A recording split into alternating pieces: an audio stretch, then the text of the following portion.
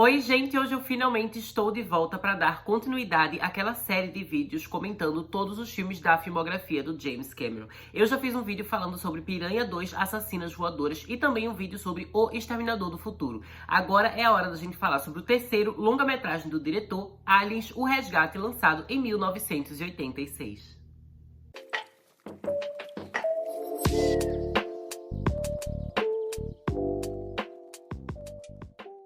Por se tratar de uma sequência, eu acho que é melhor a gente começar esse vídeo contextualizando primeiro, o início da franquia, que começou em 1978 com o filme Alien, o Oitavo Passageiro, dirigido pelo Ridley Scott. O Ridley Scott é um cineasta britânico, que até os dias de hoje continua sendo muito conhecido e tem vários filmes de sucesso. Da filmografia dele, a gente pode citar, por exemplo, Gladiador, Blade Runner e até mesmo filmes recentes, como A Casa Gucci, que teve até a participação da Lady Gaga. O Ridley Scott, ele acabou conseguindo muito sucesso com o filme Alien, o Oitavo Passageiro, que se tornou um grande clássico, tanto da ficção científica quanto do terror. Porque ele é um filme que vai misturando elementos de ambos os gêneros, e é um filme que se passa no espaço, a gente vai acompanhar uma tripulação de uma nave que acaba entrando em contato, com uma espécie extraterrestre assassina e quase imbatível. O filme, ele tem algumas semelhanças, inclusive com o subgênero slasher do terror, apesar de não ser necessariamente assim um filme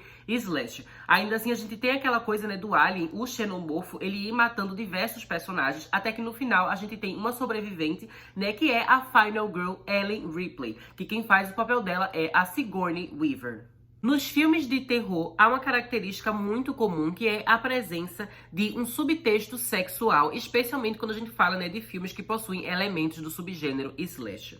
Acontece, que Alien, o Oitavo Passageiro, ele vai trazer esse subtexto, mas vai subverter as nossas expectativas, pois normalmente a gente vê as personagens femininas sendo inseridas em contextos de vulnerabilidade sexual. Mas no caso de Alien, o Oitavo Passageiro, a gente vai ver, na verdade, os homens, os personagens masculinos do filme sendo colocados nesse contexto.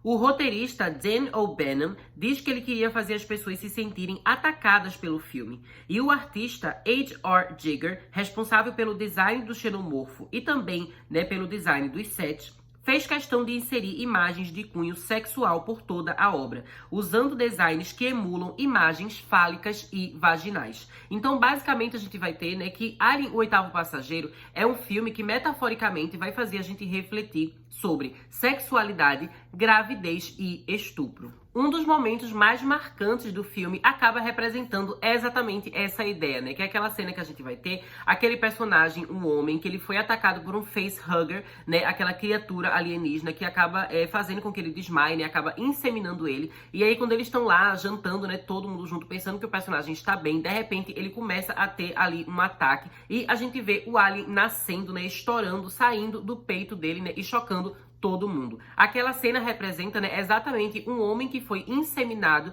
contra a sua vontade e que está tendo ali um seu momento de dor horrível, um momento de parto. Então, essa cena, representa exatamente essa questão da gravidez masculina, deixando claro aqui, que eu falo no contexto de cisgeneridade. Então, um homem cisgênero tendo uma gravidez, causada por um estupro, uma criatura alienígena extraterrestre que acaba forçando ele a dar vida, àquele ser, o xenomorfo.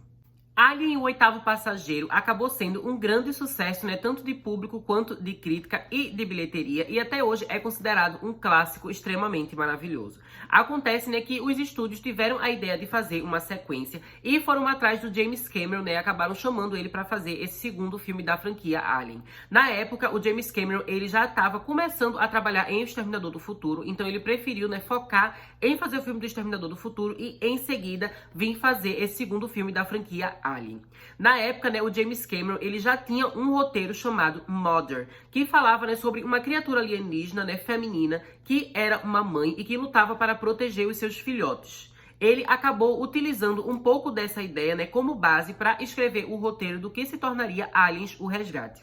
Como vocês já podem perceber, até pelo título desse antigo roteiro, do antigo rascunho que ele tinha, que se chamava Mother, a essência desse filme era exatamente na maternidade. E isso é interessante quando a gente para pra pensar, né, que eu já falei pra vocês aqui nos outros vídeos que o James Cameron, ele é um diretor que ele gosta bastante de falar sobre sexualidade, né? Então a gente já vê que no filme de Piranha 2 a gente já tem muita questão de sexualidade, de cenas de sexo. A gente também tem um pouco disso em O Exterminador do Futuro, que a gente tem uma cena, né, de sexo entre a Sarah Connor e o Kyle Reese. Mas acontece, né, que apesar de Alien, o Oitavo Passageiro, o filme que dá origem à franquia, né, Alien, ser um filme que fala muito sobre sexo, o segundo filme, né, esse Aliens, o Resgate, acaba sendo o filme menos sexual de toda a carreira do James Cameron, né? É um filme que ele foca muito mais na maternidade em relação, né, ao sentimento da mãe com a sua cria, né, com a criança que ela está cuidando, e não necessariamente no sentido, né, da concepção sexual biológica de uma criança. Um dos principais motivos, né, que levam o James Cameron a ser tão interessado nessa questão da maternidade é o fato de que ele tinha,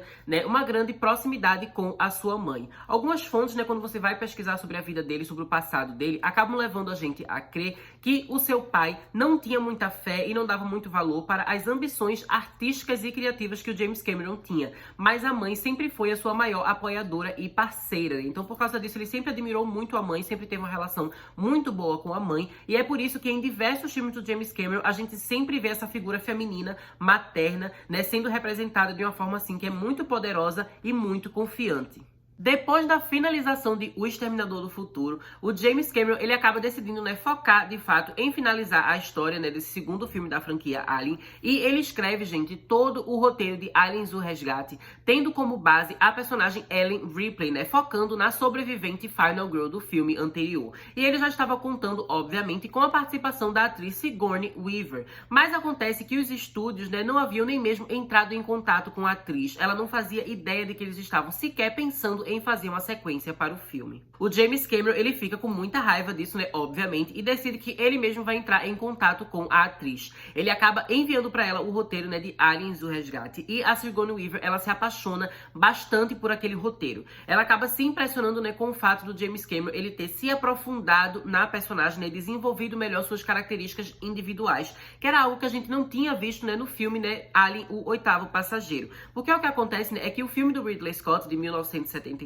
era muito mais focado no suspense e no terror. Então ele era focado realmente naquele sentimento de desespero e de solidão, sabendo que você estava no espaço, né, aquela vastidão escura, sem poder ter contato com ninguém, sem poder pedir ajuda e presos ali junto com um oitavo passageiro, que no caso era o próprio Alien que estava dentro da nave, matando todo mundo, né? Então ele era muito mais focado realmente nesse sentimento de terror e não, né, em desenvolver cada um dos personagens enquanto pessoas individuais. Mas a sequência tinha essa proposta, né? Então por causa disso, a Sigourney Weaver, né, enquanto atriz, ela percebeu que seria uma oportunidade incrível para a carreira dela.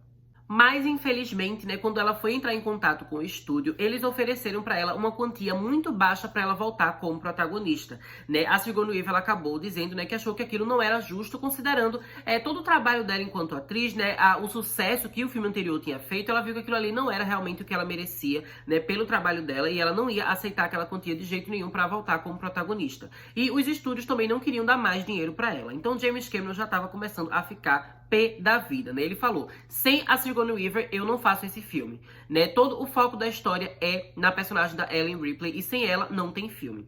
E nisso, né, a gente vai ver que o James Cameron, ele acaba ficando noivo e vai se casar com a Gale Anne Hurd, que ela é, né, gente, uma produtora que lá no passado ela havia trabalhado com Roger Corman, né, que eu já falei sobre ele aqui pra vocês no vídeo, né, que eu fiz sobre Piranha 2 Assassinas Voadoras. O Roger Corman, ele era um produtor super famoso de Hollywood, né, que ele tinha o costume de fazer filmes de baixo orçamento, né, filme B, levando como inspiração, né, se baseando em sucessos de bilheteria. E foi assim que nasceu a franquia Piranha, né, que ele criou se inspirando em Tubarão do Steven Spielberg. Então a Gale Anne Hurd, ela já tinha trabalhado com Roger Corman, né, o James Cameron também já tinha trabalhado com Roger Corman, e os dois foram se conhecendo, né? Ela trabalhou também em O Exterminador do Futuro, né? Ela foi co-roteirista do filme e produziu o filme. E quando chegou nesse momento aqui, né, acontece que eles iam se casar, e o James Cameron ia casar com ela, né, acho que em outro país, em outra cidade, enfim, ele ia viajar com ela, e ele falou assim: olha, eu vou viajar pra me casar, e quando eu voltar da minha viagem de casamento,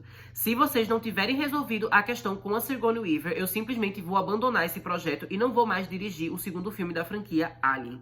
E assim, o James Cameron foi embora, né, gente? E quando ele voltou da sua viagem, de fato, o estúdio acabou, né, se mexendo e resolvendo a questão. Eles conseguiram entrar num acordo, né, com a Sigourney Weaver e ela voltou como protagonista, né, ganhando uma quantia que ela achou justa. E então as filmagens, né, de Aliens, o Resgate foram acontecer na Inglaterra, né, e acabou, gente, rolando mais caos ainda, né? Se você pensava que a dificuldade de conseguir a atriz principal tinha sido tudo que rolou nesse filme, você está bem errado, né, porque a confusão só estava começando. Acontece, né, que a equipe britânica, né, os funcionários que estavam trabalhando no filme, eles não tinham muita fé e muito respeito pelo James Cameron. Eles tinham, né, uma grande adoração pelo diretor também britânico Ridley Scott, que havia feito o primeiro filme, e achavam que o James Cameron era só um diretorzinho qualquer que ia fazer uma sequência que não ia ser muito boa, né? Eles não tinham muita fé no trabalho do James Cameron, não confiavam muito nele, né? E não enxergavam ele como o visionário e o gênio que hoje em dia a gente reconhece o James Cameron como sendo. Para tentar fazer, né, com que o pessoal entendesse mais o seu potencial, né, enquanto diretor e o seu bom trabalho enquanto artista, o James Cameron, inclusive, chegou, né, a programar uma sessão privada num cinema para fazer o pessoal assistir O Exterminador do Futuro, porque na época O Exterminador do Futuro não tinha sido lançado no mundo todo ainda. Então muita gente não conhecia esse trabalho dele, né? Ele chamou vários funcionários da equipe britânica para irem assistir o filme e conhecerem, né, o trabalho dele enquanto diretor. Mas acontece, né, gente, que na sessão privada que o James Cameron fez, nenhum dos funcionários apareceu. Literalmente o cinema ficou vazio e ninguém nem quis saber qual era o trabalho anterior que ele tinha feito, né, antes de Aliens, o Resgate. E no dia a dia, gente, das filmagens também foi só caos, treta e barraco. Acabou rolando, né, vários choques culturais entre a forma que o James Cameron tinha de trabalhar e que a equipe britânica tinha de trabalhar. O James Cameron, ele estava acostumado com aquele estilo, né, de trabalho do Roger Corman, né, que era um diretor que fazia filme com baixo orçamento e que ele fazia todo mundo da equipe trabalhar muito o tempo todo, né? Então o James Cameron, ele tinha esse costume de trabalhar por horários exaustivos, né? Ele queria gravar muito, gravar o tempo todo, gravar o dia todo mundo trabalhando o tempo todo, todo mundo fazendo o máximo o tempo todo. Ele era muito focado no trabalho, ainda é, até hoje, né, dos filmes que ele faz, ele também é muito perfeccionista, ele queria que tudo fosse perfeito e queria que o povo ficasse trabalhando 24 horas por dia, sabe, sem nem descansar, para fazer com que o filme acabasse no fim sendo a melhor obra possível. Já os britânicos tinham uma outra forma de enxergar o trabalho e a sua carga horária de trabalho, né? Inclusive, eles tinham o costume de sempre parar no horário determinado para tomar chá. Eles diziam que era um intervalo do chá. E aí, às vezes, eles estavam filmando, era uma cena importante, o James Cameron estava bem focado em gravar a cena, né, e fazer a cena ser o mais perfeito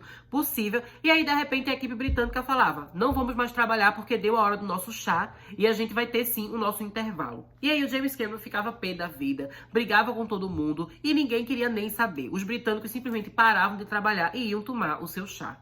Além disso, né, também é preciso dizer que a Gale Anne Hurd, ela acabou sofrendo muito preconceito, né, dos bastidores e muita, né, misoginia e machismo. Muitas pessoas estavam desacreditando do trabalho dela, desacreditando, né, da capacidade dela de ser produtora do filme e diziam que ela só tinha conseguido aquele cargo, né, porque ela era casada com o diretor, porque estava dando pro diretor, aquelas coisas machistas horríveis e nojentas que a gente sabe muito bem, né. Ela acabou não sendo respeitada, né, pelo pessoal da equipe, ninguém levava ela a sério, ninguém queria saber o que ela tinha a dizer, o que ela queria, o que ela poderia acrescentar à obra. E realmente, assim, as pessoas tratavam ela mal dentro dos bastidores, sabe? Isso é uma coisa que é muito injusta, muito horrível. Especialmente, né, gente, porque a Gale Anne Hurd, ela não conseguiu aquele papel, assim, aquele trabalho dentro do filme por causa do James Cameron. Ela, de fato, é uma produtora muito boa, uma ótima profissional. E hoje em dia o pessoal até fala dela, né, como sendo a primeira dama da ficção científica, gente. Ela foi uma das primeiras produtoras mulheres a trabalharem nesse tipo de produção. E até os dias de hoje ela continua trabalhando bastante, sendo uma pessoa super renomada, né? Ela nem é mais casada com James Cameron hoje em dia. E ainda assim, ela tem uma carreira de sucesso. Inclusive, pra quem não sabe, essa mesma Gale Anne Hurd, ela é a produtora da série que a gente tem hoje em dia na televisão, The Walking Dead. Inclusive, eu acho que The Walking Dead acabou recentemente, né? Teve o último episódio da última temporada. Mas essa série é produzida pela Gale Anne Hurd, sabe? Então a gente vê que ela não era só um rostinho bonito, não tava ali só por causa do maridinho dela, sabe? Ela realmente era uma profissional muito boa e continua sendo uma profissional muito boa até os dias de hoje, né? Ela foi muito importante para a indústria do cinema, né? Enquanto mulher, enquanto representação feminina dos bastidores dos filmes. Mas naquela época, né, o pessoal não estava respeitando o papel dela, né? Isso só acabava criando mais conflito e mais barraco. E quando a gente vai refletindo, né, sobre todo esse barraco, todo esse contexto dos bastidores, a gente acaba normalmente ficando do lado do James Cameron e julgando bastante a equipe britânica. Mas eu preciso dizer pra vocês que o James Cameron também não era um santinho, né? Ele é um diretor, gente, que muitas pessoas falam que ele é bastante arrogante, sabe? Até nos dias de hoje, se você for ver as entrevistas que ele tá dando aí, falando sobre Avatar 2, ele se acha bastante, né? Ele é do signo de Leão, inclusive nasceu no mesmo dia que meu pai e Madonna, né? Assim, a gente sabe que leoninos são às vezes meio complicados, né? A Madonna, ela também tem um certo quê de arrogância, assim, a gente vê quando a gente vai pesquisar sobre o trabalho dela na música, né, dentro da indústria. Então, James Cameron, ele também tem esse comportamento que acabava tornando toda a situação ainda mais difícil, né? Porque sempre que tinha esses choques culturais entre eles e os britânicos, né, ao invés dele se colocar ali no local, assim, de ser uma pessoa que era madura, que ia acabar com aquele conflito, que ia apontar os erros, né, de uma forma, assim, mais séria e mais racional, não, na verdade, ele estava ali estressadíssimo, brigando com todo mundo, era super grosseiro, sabe? Então ficava todo aquele caos ali, todo aquele conflito, e era uma situação horrível. E, inclusive, né, a gente chegou ao ponto do filme quase ser, né, cancelado. Porque teve um momento que os funcionários, eles falaram simplesmente: a gente não vai mais trabalhar nesse filme, a gente não vai mais fazer filme, acabou, ninguém mais trabalha aqui, a produção vai ser abandonada, vai ser descartada, vai ser descontinuada. E foi um barraco, a treta, o James Cameron também não tava mais querendo fazer, vai tudo brigando. Acabou-se tudo. E aí a gente tem, né, gente, o verdadeiro papel da nossa heroína Sigourney Weaver, que não foi só fazendo o papel de Ripley dentro do filme, mas sendo ela mesma, né, na vida real, nos bastidores do filme. A Sigourney Weaver, né, todo mundo fala que ela era um anjo, né, dentro ali dos bastidores, no trabalho. Todo mundo amava ela, sabe? Todos os funcionários britânicos adoravam bastante ela, tinham uma relação de amizade muito legal com ela, né? Todos os outros atores também admiram bastante ela, têm um grande carinho por ela. E o James Cameron também foi construindo uma relação de amizade com ela, né? Inclusive, até os dias de hoje, eles são muito amigos, né? Ela, inclusive, trabalha nos filmes da franquia Avatar, né? Ela fez o papel da Grace Augustine no primeiro filme de Avatar. E agora, nas sequências, ela vai estar fazendo o papel de Kiri. Então, ela tem uma relação profunda, assim, com o James Cameron. Eles têm uma amizade, né? Uma admiração um pelo outro, né? Pelo seu trabalho. Então, a Sigourney Weaver, ela acaba se vendo no meio daquela briga, né? Gostando de todos os lados ali naquele contexto, naquela briga, naquele conflito.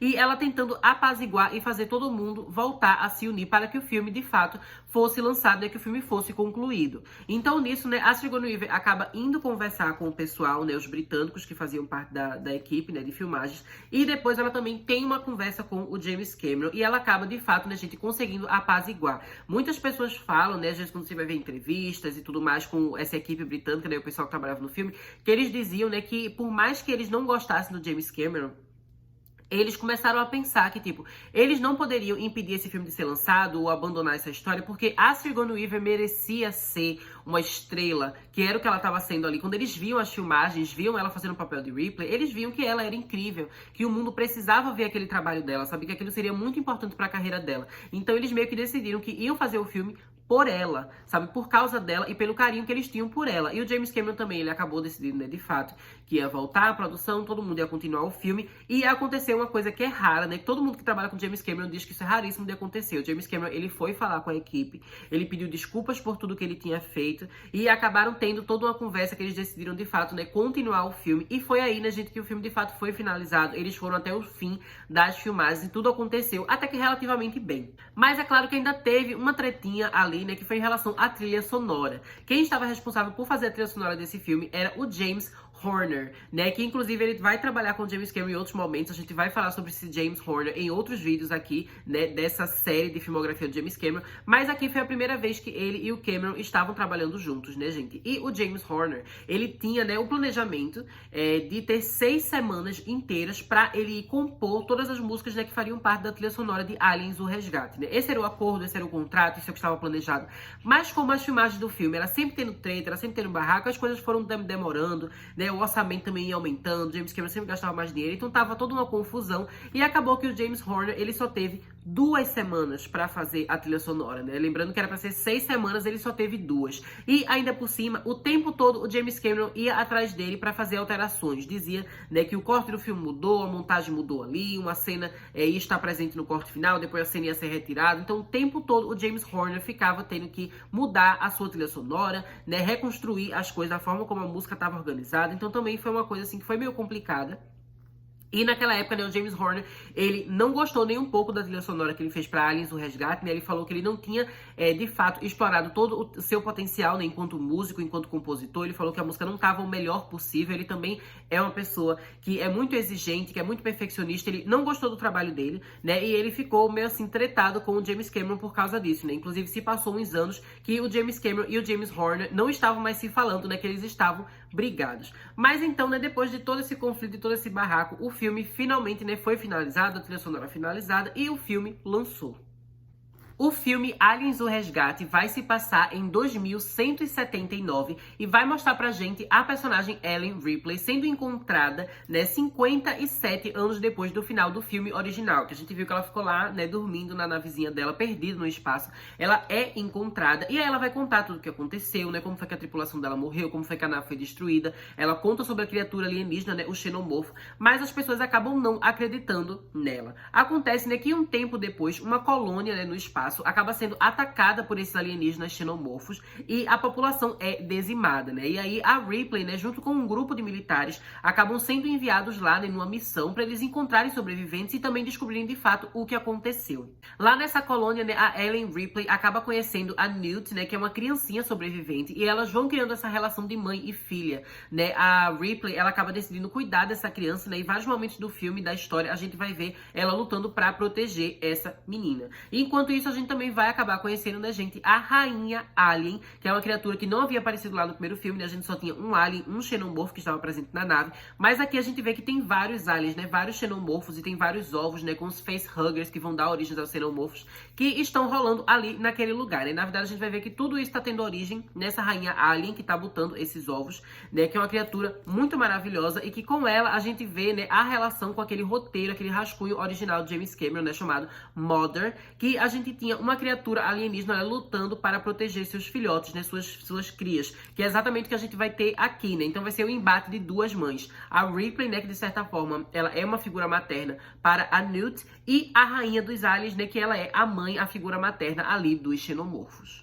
O terceiro longa-metragem de James Cameron acabou sendo recepcionado com muita positividade, né? Foi amado pelo público, pela crítica, né? Teve uma ótima bilheteria, uma bilheteria muito incrível, né? Inclusive recebeu 7 indicações para o Oscar, né? Sendo que uma das indicações mais interessantes, né, mais impressionantes, é a indicação de Sigourney Weaver como melhor atriz. Ela acabou não levando o prêmio naquele ano, mas ainda assim, né, gente, só a indicação dela foi histórica, porque foi a primeira vez que uma mulher foi indicada a melhor atriz por um papel num filme de ficção científica. A gente sabe que, infelizmente, né, dentro da academia, né, não só no cinema, mas também às vezes na academia de letras, né, no estudo da literatura, existem algumas pessoas, né, que elas acabam vendo ficção científica, fantasia, às vezes até terror também, como um gênero que meio que não tem tanta qualidade, que não é levado a sério, né? Algumas pessoas têm esse preconceito, né? Então o fato de naquela época a Sigourney Weaver, ela ter sido indicada a melhor atriz, né, fazendo um filme que fazia parte desse nicho, né, desse gênero, foi uma coisa muito importante, né? E só mostra como a personagem Ellen Ripley, né, especialmente a forma como ela é abordada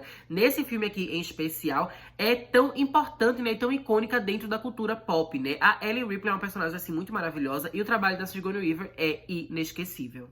No fim, né, o filme ele acabou conseguindo levar para casa 2 prêmios Oscar, né? Um deles foi de melhor edição de som e o outro foi de melhores efeitos visuais. E de fato, né, gente, todos os efeitos do filme são incríveis, especialmente quando a gente para pensar que nessa época a gente não tinha CGI, a gente não tinha as coisas que era simplesmente criada por computador. Então tudo aqui no filme é feito com efeitos práticos. E eu acho que um dos momentos assim mais impressionantes quando você tenta pensar, né, imaginar como foi que eles fizeram isso com efeitos práticos é a batalha que a gente tem no final, né, o conflito entre a Ripley, né, que ela tá naquela armadura amarela, né, e a Rainha Alien ali gigante, né? Como foi que eles fizeram essa Rainha Alien, sabe? É uma coisa que é muito interessante. Foi todo um processo que eles fizeram pra construir aquilo ali, né? As coisas mecânicas pra ela se mexer, pra eles criarem toda aquela cena da batalha. Então, de fato, são efeitos visuais, assim, que marcaram muito a história do cinema, né? E que são cenas que até hoje a gente fica sem fôlego quando a gente assiste. Uma coisa interessante que a gente precisa comentar sobre esse filme, né, gente, é que ele possui mais de uma versão. Esse aqui foi o primeiro filme do James Cameron que chegou a ter uma versão estendida e é algo que vai acontecer com diversos outros filmes que ele lançar e eu vou comentando aqui nos vídeos, né, conforme eu for relembrando cada um dos filmes da filmografia dele. Então, basicamente, a gente tem a versão de cinema, né, o corte principal de Aliens, o Resgate, que foi lançado em 1986 nos cinemas e que tem 2 horas e 17 minutos de duração.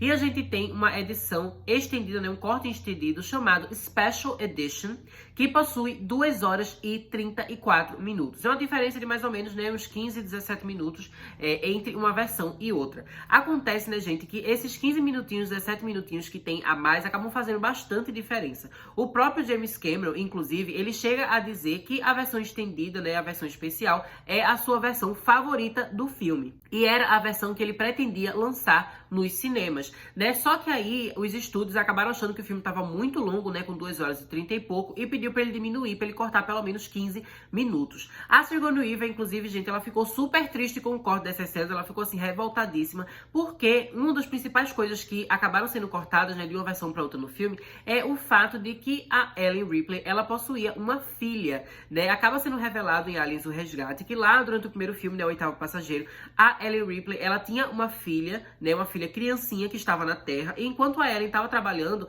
ali no espaço, né, a filha estava sendo cuidada na Terra, e depois que ela voltasse do trabalho, ela ia reencontrar a filha ainda criança.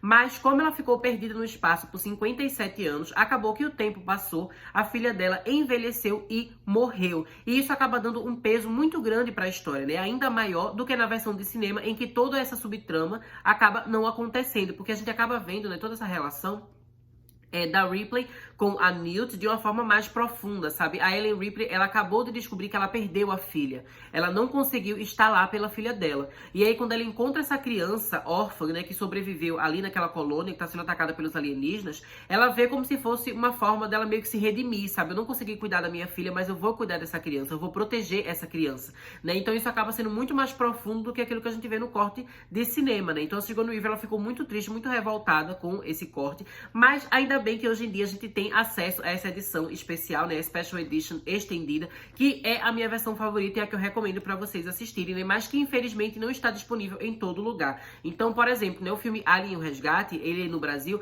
ele é lançado pela Star Plus, né, tá no streaming da Star Plus, mas a versão que a gente tem em streaming é a versão de cinema e não a versão estendida, né? Então o único jeito de você ter acesso à versão estendida é se você comprar o DVD, né, o Blu-ray, ou se você acabar indo assistir por meios alternativos. Mas agora que eu já conversei com vocês, né, gente, sobre todo o contexto em que o filme foi feito, de como ele foi lançado, curiosidade de bastidores e tudo mais, vamos focar agora na minha opinião pessoal, na minha visão sobre o filme, né, o que é que eu gosto do filme e tudo mais. Eu acho que o que é muito interessante sobre Aliens, o Resgate, né, é como ele dá continuidade ao primeiro filme, expandindo o seu universo e meio que mudando o gênero. Aquilo que começa como uma história relativamente simples, né, de terror, que é uma coisa mais atmosférica, acaba se tornando um grande épico de ação, né, gente, cheio de energia, cheio de explosão e com os personagens de fato passando por uma jornada, assim, e sendo grandes pessoas, assim, heróicas e salvando vidas, né, e lutando e tudo mais. Esse é um tipo de transformação que o James Cameron futuramente repetiria com a franquia O Exterminador do Futuro, né? O primeiro filme,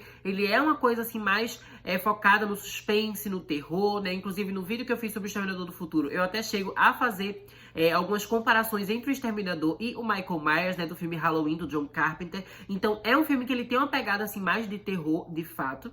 Mas quando chega a sequência, acaba expandindo essa história, desenvolvendo melhor os personagens, né? Criando várias cenas épicas de ação, muita explosão, muita coisa babadeira assim acontecendo. E também, né, focando na questão da maternidade, que a gente sabe que a gente também vai ver isso, né, com a Sarah Connor e o John Connor. Mas não vou falar logo sobre isso aqui, porque a gente sabe que vai ter um vídeo só pra gente comentar sobre o Exterminador do Futuro 2. Mas eu acho interessante aqui a gente já falar, né, sobre esse paralelo, né, sobre essas sequências que o James Cameron faz, né, que ele acaba pegando a história e expandindo ela e tornando ela sobre família, que é algo, inclusive, que a gente também vai ver em Avatar, né, que o segundo filme acaba expandindo no caso, né, e focando nos filhos de Jake Sully e Neytiri. Então isso é uma coisa que o James Cameron costuma fazer em suas sequências, né, eu acho que isso é muito interessante. E eu também acho, né, gente, que é muito legal a forma como Aliens, o Resgate, ele tem uma reflexão social, uma discussão social que é diferente da do primeiro filme, mas que também continua muito relevante, né? Porque enquanto o primeiro filme, ele lidava mais com a questão, assim, de sexualidade, né, de concepção biológica, gravidez, enfim, tudo mais.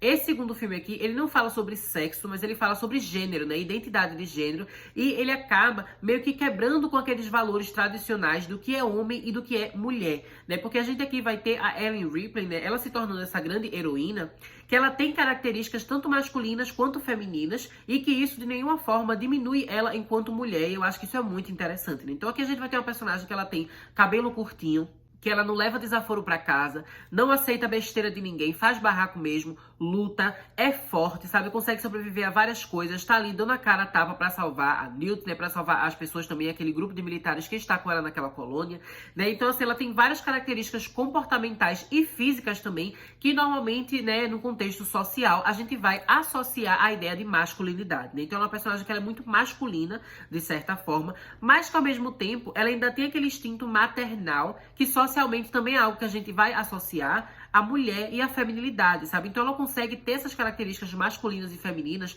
todas colocadas dentro de uma só personagem e ela simplesmente é o que ela é, sem precisar pedir desculpa, sem precisar pedir autorização pra ninguém, sabe? Eu acho que isso é muito incrível, especialmente quando a gente para pra pensar que esse filme foi feito na década de 80. E é exatamente por causa disso, né, que a Ellen Ripley, ela continua sendo uma personagem tão icônica e tão importante até os dias de hoje, né? Especialmente quando a gente fala, né, desses gêneros de ficção científica e de fantasia. Inclusive, eu chego até a dizer pra vocês que eu tenho certeza absoluta que se o James Cameron lançasse Aliens: O Resgate nos dias de hoje, muita gente ia dizer que é simplesmente lacração, ou o termo americano que eles usam lá nos Estados Unidos, que é woke, né? Ah, esse filme é woke, simplesmente porque tem essa mulher que resolve tudo, que luta mesmo, que é heroína, que é fortuna, que tem cabelo curto, sabe? Todo mundo ia ficar dizendo que era lacração na internet, porque hoje em dia a gente sabe que vários filmes que a gente tem esse protagonismo feminino, né, que elas são as heroínas, o pessoal fica atacando mesmo, fica boicotando, sabe? Tem reações super injustas que a gente vê na internet, né? O machismo, assim, escrachado, escroto e super imbecil. E eu tenho certeza que se Aliens: O Resgate fosse lançado hoje, o filme seria uma vítima, né? Seria um alvo desse pessoal, desses haters, né? Que é uma coisa, assim, muito infeliz, sabe? A gente às vezes pensa que a sociedade tá evoluindo, mas esse filme acabou sendo mais aceito na década de 80 do que teria sido aceito se fosse lançado hoje, né? Eu acho isso bem péssimo, mas enfim, né, eu acabo achando que é legal, de certa forma, por mais que algumas pessoas possam entender ou não isso, eu acho que é interessante que o James Cameron, ele tenha se proposto a fazer toda essa reflexão sobre gênero, né, no papel da personagem da Ellen Ripley, né, e a Sigourney Weaver também tenha se entregado, né, no papel pra fazer essa personagem que é tão icônica, né, que inclusive ela é muito popular dentro da comunidade queer e LGBT, sabe, ela vai muito além simplesmente daquele meio nerd hétero que a gente tá acostumado a ver, aquele pessoal, né, que cresceu nos anos 80, que ama Ali. A gente também tem pessoas hoje em dia, inclusive jovens, que continuam assistindo esse filme, se apaixonando pela personagem e se reconhecendo nela, né, nessa visão de que você não precisa